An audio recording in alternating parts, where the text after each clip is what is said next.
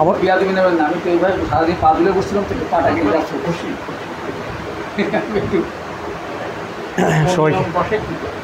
সবাইকে ধন্যবাদ। কি করি আমি পরে বলবো। আমাদের আজ দ্বিতীয় ক্লাস ক্যালগেরি কার্ভ এই বিষয়ের পরে আলোচনা চলছে। পুরো নামটা ক্যালকেরিয়া কার্বনিকা হেনিমেনাই। আমরা শুধু ওই পর্যন্তই জানি, কিন্তু ক্যালকেরিয়া কার্বনিকা এই পর্যন্তই আমরা ক্যালকেরিয়া কার্ভ বলি, কিন্তু এর পুরো নামটা কিন্তু ক্যালকেরিয়া কার্বনিকা হেনিমেনাই।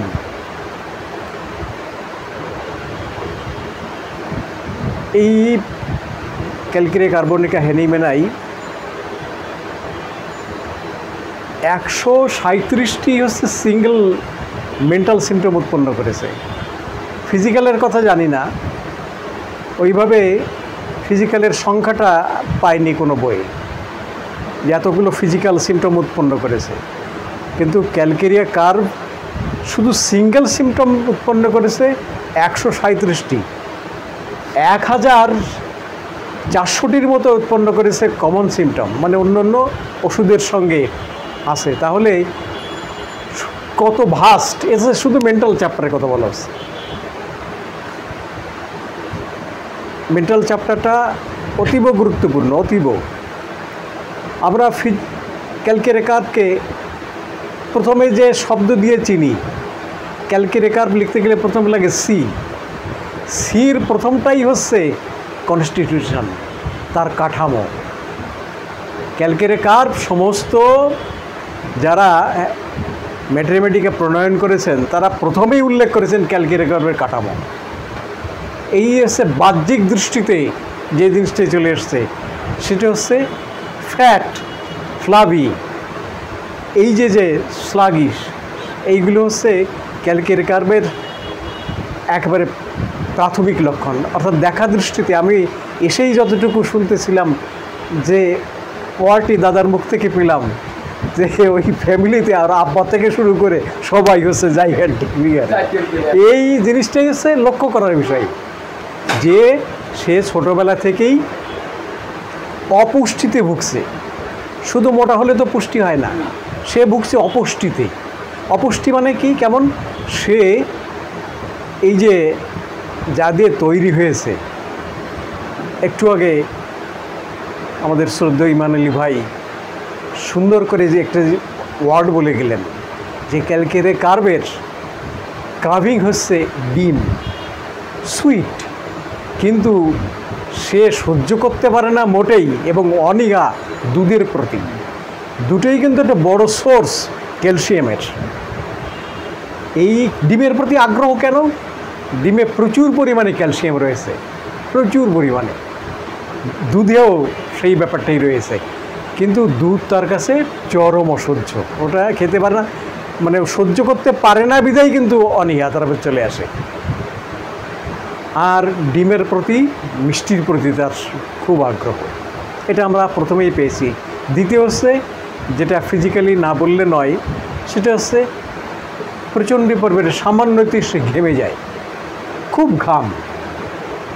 যেমন ঘামের ব্যাপারটাই এই জায়গায় তুলে ধরা হয়েছে, সামনের পোর্শনটা তার ঘামে বেশি, মাথার সামনের পোর্শনটা কিন্তু,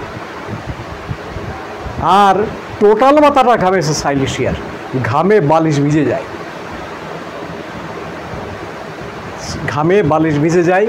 অনুরূপভাবে কিন্তু তার পিছন দিকে যদি ঘুমায়, মাথার কাছে যদি লাগে, এটাও কিন্তু পিছন থেকে ঘেমে যাবে, কিন্তু বেশিরভাগ হচ্ছে সামনের দিকটা ঘেমে যায় এই ক্যালকেরিয়া কার্ভের। আর একটি জিনিস হচ্ছে, অল্পতেই তার ঠান্ডা লাগে। দাদা একটু আগে আলোচনা করতেছিলেন যে ঠান্ডা লাগার যে প্রবণতা, অল্পতেই ঠান্ডায় কাতরতা, এইটাই ভুগতে ভুগতে ওই ঠান্ডার প্রতি তার বিরক্তি রেখেছে। যখনই ঠান্ডা লাগে, একক সিমটম কিন্তু অ্যাঙ্গার, কোল্ড আফটার টেকিং, ওই ঠান্ডা লাগার পরে তার রাগ। রাগ কেন? ওই জিনিসটাই তার কাছে এখন অসহ্য হয়েছে। আর বুদ্ধি আছে। অসহ্য হয়ে গেছে। যখনই ঠান্ডা লাগে তখনই তার মেজাজও বিগড়ে যায়, ভালো লাগে না, হয়তো নাক আটকে গেছে। কেন নাক আটকে যাবে কেন? তার ওই প্রবণতাই রয়েছে, গ্ল্যান্ড ফোলার প্রবণতা, তার প্রবণতা রয়েছে নেজাল পলিপ হওয়ার প্রবণতা, এইগুলোই রয়েছে ক্যালকের কার্বের প্রচণ্ড পরিমাণে। আর যেটা কনস্টিটিউশনের বলা হলো সেটা হচ্ছে কেমন কী অবস্থাটা হয়, একটা থলথলি অবস্থাটা, বসে আছে একেবারে ইয়ে হয়ে গেছে, দেখা যাবে শুধু মাংসপিণ্ড, অস্বাভাবিকভাবে, মানে অঙ্গ সৌষ্ঠব যে খুব সুন্দর হবার কথা কাঠামো দেখে লাগবে, আপনার কাছে তা মনেই হবে না, বলা বের যে মাংসপিণ্ড, ন্যালভেলি অবস্থায় মাংসপিণ্ড। এমন আমরা কিন্তু লক্ষ্য করি ওই ক্যালকের কার্বের কনস্টিটিউশনে। তাহলে ফার্স্ট সিতে আমরা পাচ্ছি কনস্টিটিউশন। এটা আগামীতে আমি ক্লাসে একবার ডায়াগ্রাম করে দেখাবার চেষ্টা করব, টোটাল আগামী ক্লাসে টোটাল ডায়াগ্রাম করে নাম সহ ওটা দেবার করব। তাহলে সব থেকে বেশি ভালো হবে যে ক্যালকের কার্বের শুধু নামের ভিতরেই তার টোটাল ক্যারেক্টারটা। আমরা এর আগে কয়েকটাই দেখেছি, সালফার দেখেছি, লাইকোপোডিয়াম দেখেছি, আমরা ক্যালকের কার্বও দেখব। তা আজকে যেখানে আমরা একটু ঢুকতে চাই, যেটা আমরা বলেছিলাম প্রথম দিকে, আমরা ক্যালকের কার্বের অনেক কিছু আলোচনা করেছি, দাদাও বলেছেন, দাদাও আলোচনা করেছেন, যেটা আমি দুর্ভাগ্য শুনতে পাইনি। অনেক পয়েন্ট আলোচনার বিষয় রয়েছে। তেল ক্যালকের কার্ভ আমাদের কাছে এসে কি বলে কি? আমরা তো কনস্টিটিউশন দেখলাম যে তার অবস্থাগুলো যেটা আমরা জিজ্ঞাসায় পেয়ে যাই।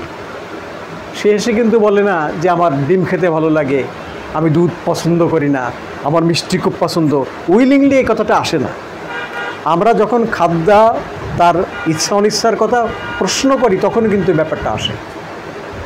সাধারণত রেয়ার আসছে, অন্তত আমি পাইনি এখনো পর্যন্ত সেই উইলিংলি তার খাবার কথা বলেছে আমার এইটা পছন্দ। বলতে পারে কে? যে হোমিওপ্যাথি থেকে আসছে, ঘুরে ঘুরে অভিজ্ঞ, ওই প্রশ্নই করে, সেই জন্যে সেইভাবে বলতে পারে। আর একজন হোমিওপ্যাথি ডাক্তার বলতে পারে, কারণ হোমিওপ্যাথি ডাক্তাররা কথা বলে কিন্তু ওই ম্যাথমেটিক্যার ভাষায়। দাদা খুব আশ্চর্যের বিষয় আছে, ডক্টর ভিতলকাস এমন একটা সুন্দর কথা বলেছেন।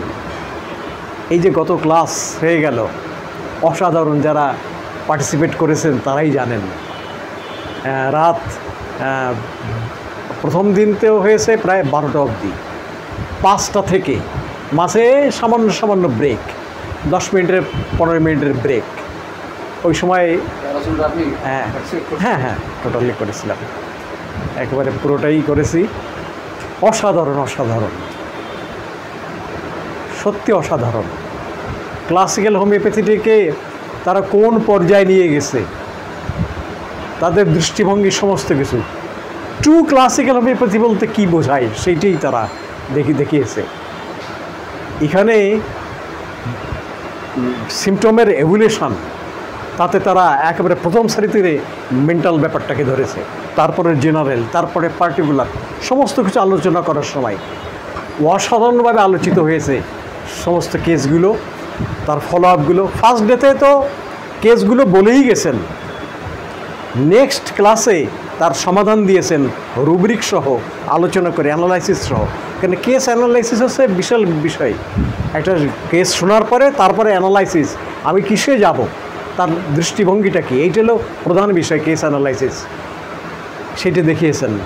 ভিতলকাসের বেশ আগের একটা কেস উনি উপস্থাপন করেছেন, 1 ঘন্টারও বেশি সময় ধরে শুধু কেস নিয়েছেন, এক মহিলার কেস, আনইন্টারাপ্টেড কেস নেওয়া, তার সমস্ত কথা মিডিয়া রয়েছে। ওই স্প্যানিশ ভাষী ভদ্রমহিলা, কিন্তু উনি একজন ইন্টারপ্রেটার রেখেছেন যিনি ইংরেজিতে করছেন, আর উনি প্রশ্ন করছেন না, উনি ওইভাবে উত্তর দিচ্ছেন সমস্ত কিছু। এর পরদিন তিনি অ্যানালাইসিস করেছেন কেস, অসাধারণ অ্যানালাইসিস কাকে বলে, কম্পেয়ার করে যে এখানে এটি নয় কেন, এই সিমটমটা বলেছে, এই কথাটা বলেছে, এই ওষুধটা এখানে দুটো কম্পেয়ার করে কিভাবে আসবে, এটা আমি নিচ্ছি না কেন, এটা নেব কেন, একেবারে অসাধারণ। এবং তার ফলো আপগুলো দেখিয়েছেন কীভাবে ভালো হলো। একটা সংসার ভেঙে চলে যাচ্ছে, থাকেই না, ডিভোর্সের সমস্ত কিছু কমপ্লিট হয়ে যাবে, সে সংসারটা আবার হাসি খুশি হয়ে জুড়ে গেল। শুধু সেক্সুয়াল কোনো ব্যাপার না, ফিজিক্যাল কোনো সমস্যা না, শুধু মেন্টাল সমস্যা, তার সঙ্গে আবার মিশছে না, তার আইডিওলজির সঙ্গে ইসের সঙ্গে আবার মিশছে না, তার আচরণের সঙ্গে আবার মিশছে না, এই ব্যাপারটাই কিন্তু চলে আসছে। এই টোটাল সলভ হয়ে গেল, টোটাল সলভ হয়ে গেল। উনি বলেছেন যে এটাই সিমটমগুলো হাজব্যান্ডের বেশি, তারা কিন্তু চিকিৎসা হয়নি, হয়েছে কিন্তু মহিলার চিকিৎসা। সত্যি অসাধারণ। কোথার থেকে কোথায় চলে হ্যাঁ, কোথায় থেকে কোথায় কীভাবে চলে গেল এই যে জায়গাটা, অর্থাৎ আমি ওইটা যে কপ করার, ওই জিনিসটাকে যে আমি কপ করব সিচুয়েশনটাকে, এটা দেখিয়েছে।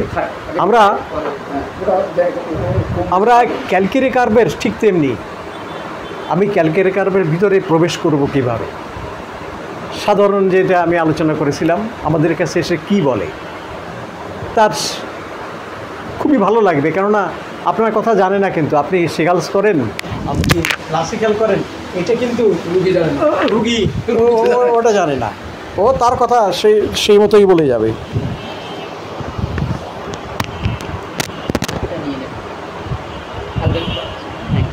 আচ্ছা আচ্ছা, তার কথা সেইভাবে সে বলে যাবে। আমার হচ্ছে